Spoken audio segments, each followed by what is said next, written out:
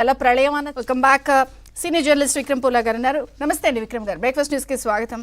So general గా ఒక విపత్తు వచ్చినా, రాకూడని ఒక ప్రమాదం వచ్చినా కూడా ఎలా ఉండాలి ఎలా ఉండకూడదు అనేది బేసిక్స్. అది రాజకీయం అనేది ఎవరు మాట్లాడరు. ప్రధానంగా చంద్రబాబు గారిని, ఆయన ప్రతిపక్షంలో ఉన్న ఒక ముఖ్యమంత్రిగా ఉన్న క్రైసిస్ని డీల్ చేయడంలో ఆయన ఒక సపరేట్ స్టైల్. అంటే అది హుద్హుద్ అయినా, తిత్లీ అయినా, 2009 వరదల విలయమైనా, ఇప్పుడైనా.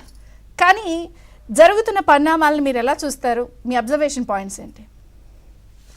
ముందుగా మీకు, సంజీవ్ రెడ్డి గారికి, జ్యోత్స్న గారికి, ప్రేక్షకులకి అందరికీ శుభోదయం అండి. ఎస్, మీరు చెప్పినట్టుగా ఇప్పుడే కదండి చంద్రబాబు నాయుడు గారు ముఖ్యమంత్రి అయినటువంటి తొలి రోజుల్లోనే ఇటువంటి విపత్కర పరిస్థితుల్ని, అంటే మీరు అన్నారు కాబట్టి క్రైసిస్ అనేటువంటిది వచ్చింది. అప్పుడు కోనసీమని కుదిపేసినటువంటి తుఫాను one of the worst disasters అనమాట, మన ఉమ్మడి ఆంధ్రప్రదేశ్లో కావచ్చు ఇప్పటి వరకు కూడా. అటువంటి సమయంలోనే ఆయన ఏ విధంగా దాన్ని మేనేజ్ చేశారు, ఏ విధంగా దాన్ని అంటే విత్ ఇన్ నో టైమ్ దాన్ని నార్మల్సీకి తీసుకొచ్చారనేది అది అతిపెద్ద ఉదాహరణ. అది ఒక మన రాష్ట్రంలోనే కాదు, ఒరిస్సా లాంటి రాష్ట్రాల్లో కూడా జరిగినప్పుడు చంద్రబాబు నాయుడు గారి సహాయాన్ని కోరినటువంటి పరిస్థితులు ఉన్నాయి గతంలో. ఎందుకంటే ఇక్కడ Andhra Pradesh one of the best, అంటే యంత్రాంగం కావచ్చు, అది పొలిటికల్ లీడర్షిప్ కావచ్చు, ఏదైనా కూడా ఒక క్రైసిస్ వచ్చినప్పుడు దాన్ని ఎలాగ మిటిగేట్ చేస్తారు, ఎలాగ మేనేజ్ చేస్తారు అనేది దానికి అది పెద్ద ఉదాహరణ. అది దేశవ్యాప్తంగా ఆంధ్రప్రదేశ్కి, చంద్రబాబు నాయుడు గారికి అటువంటి పేరు వచ్చింది. సో మనం గతంలో మీరు అన్నట్టుగా హుద్హుద్ తుఫాను కావచ్చు, ఆ తర్వాత తిత్లీ తుఫాను కావచ్చు, ఇవన్నీ మనం చూసాం. బట్ లేటెస్ట్గా జరిగినటువంటిది ఏంటంటే, ఇందాక సంజీవ్ రెడ్డి గారు చెప్పినట్టుగా అసలు మనకి నాగార్జున సాగర్ నుంచి డిశ్చార్జ్ ఏమో 5 లక్షల పైగా క్యూసెక్లు ఉంటే, మనకి అటు మున్నేరు నుంచి, పాలేరు నుంచి అక్కడి నుంచి వచ్చిందండి. అందువల్లనే మీకు ప్రకాశం బ్యారేజ్ దగ్గర చరిత్రలో ఎన్నడూ లేని విధంగా 11,43,000 క్యూసెక్ల వాటర్ డిశ్చార్జ్ అవ్వటం వల్ల ఈ సమస్య ఉత్పన్నమైంది. అదేవిధంగా వారన్నట్టు బుడమేరు అనేటువంటిది అది డ్రైన్, అది అక్కడ ఏంటంటే అక్కడ మలుపు దగ్గర కొంత ఎదురు తన్నటం వల్ల ఈ సమస్య వచ్చింది. ఇదంతా ఏంటంటే సరే, చాలా హృదయ విదారకంగా ఉంది, చూడటానికి చాలా బాధాకరంగా ఉంది.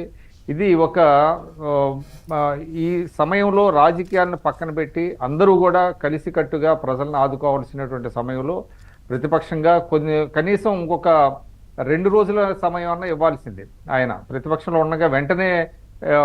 ఎందుకంటే మూడు రకాలు ఉంటాయండి. ఇప్పుడు వారి ఇద్దరు చెప్పారు, జ్యోత్స్న గారు చెప్పారు, సంజీవ్ రెడ్డి గారు కూడా చెప్పారు. ఎందుకంటే ఇటువంటి కెలామిటీ వచ్చినప్పుడు ముఖ్యంగా రిలీఫ్, రెస్క్యూ, రిలీఫ్, రీహాబిలిటేషన్ అంటే 3R అంటారు. ముందు ఏంటంటే రెస్క్యూ చేయాలి, తర్వాత వాళ్ళకి రిలీఫ్ ఇవ్వాలి, తర్వాత రీహాబిలిటేషన్ చేయాలి. ఈ 3 సక్రమంగా జరిగినా లేదా అనేది చాలా ఇంపార్టెంట్. ఆ మూడిట్లో చాలా వరకు కూడా ఏంటంటే మనం చూసాము, చంద్రబాబు నాయుడు గారు ఒకవైపు కేంద్రంతో మాట్లాడారు, బోట్స్ తెప్పించారు, ఆ రకంగా ప్రధానమంత్రి గారితో మాట్లాడారు, అమిత్ షా గారితో మాట్లాడారు. అదేవిధంగా ఇక్కడ హోటల్స్తో, అక్షయ పాత్ర వాళ్ళతో ముందుగా ఏంటంటే వాళ్ళకి ఎంతో కొంత ఆహారం సప్లై చేయాలనేటువంటి ఒక దీంతో, అదేవిధంగా ప్రాణ నష్టం జరగకూడదనే దాంతో ఆయన ఎటువంటి మళ్ళీ మనం ప్రత్యేకంగా చెప్పాల్సిన అవసరం లేదు. అర్ధరాత్రి 3 గంటల వరకు కూడా ఆయన మానిటర్ చేయటం, ప్రజల దగ్గరికి వెళ్ళటం, వాళ్ళతో మాట్లాడటం, వాళ్ళ భరోసా కల్పించడం. ఎందుకంటే ప్రజల్లో భరోసా కల్పించడం చాలా ఇంపార్టెంట్ అండి. ఎందుకంటే నిస్సహాయంగా ఉంటారు, సర్వం కోల్పోయినటువంటి పరిస్థితిలో వాళ్ళందరి దగ్గరికి వెళ్ళి ఆయన అదే సమయంలో ఆయన భరోసా కల్పించడం అనేటువంటిది ప్రజల్లో ఒక నమ్మకాన్ని కలిగిస్తుంది.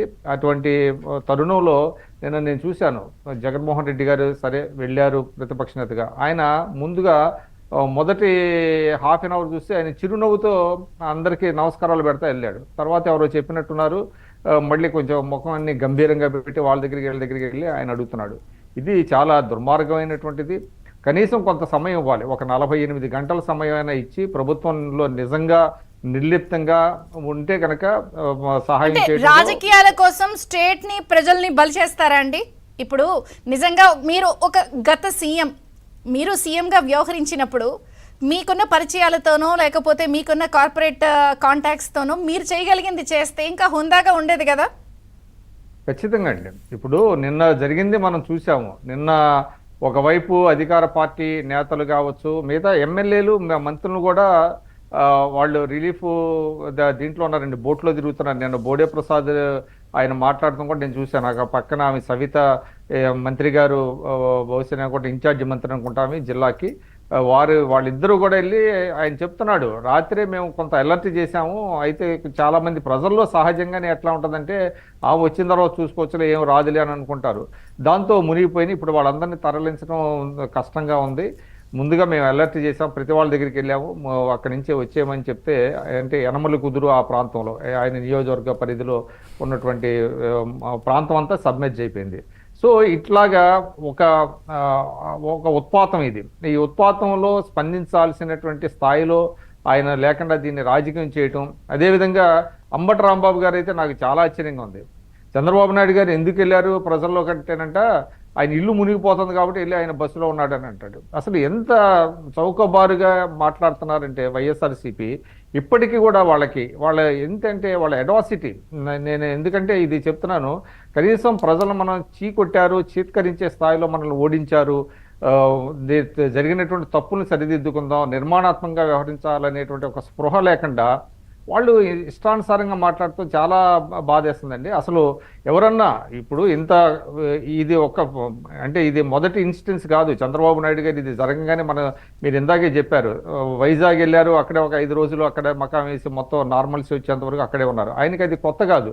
వాళ్ళు ఇది ఇల్లు మునిగిపోతుంది కాబట్టి ఆయన ప్రజల్లోకి వెళ్ళారు అనే మాట మాట్లాడుతున్నటువంటిది వాళ్ళు ఏంటంటే ఇంకా వాళ్ళకి ఏంటంటే గుణపాఠం నేర్చుకోవటంలో వాళ్ళకి ఎదురైనటువంటి ఓటమి ఎంత దారుణమైనటువంటి ఓటమి అనేటువంటిది వాళ్ళకి స్పృహ రావట్లేదు. ప్రజలకు ఎందుకు దూరం అయ్యారు అనేటువంటిది కూడా వాళ్ళకి గ్రహింపు లేదు.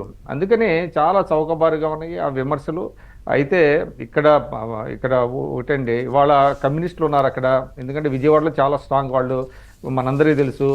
నేను విజయవాడ వాడిని, మీరు విజయవాడ వాళ్ళు, సంజీవ్ రెడ్డి గారు ఇక్కడ విజయవాడలో ఉన్నారు. స్థానికంగా పరిస్థితులు మనకు తెలుసు, మనందరికీ తెలుసు. కమ్యూనిస్టులు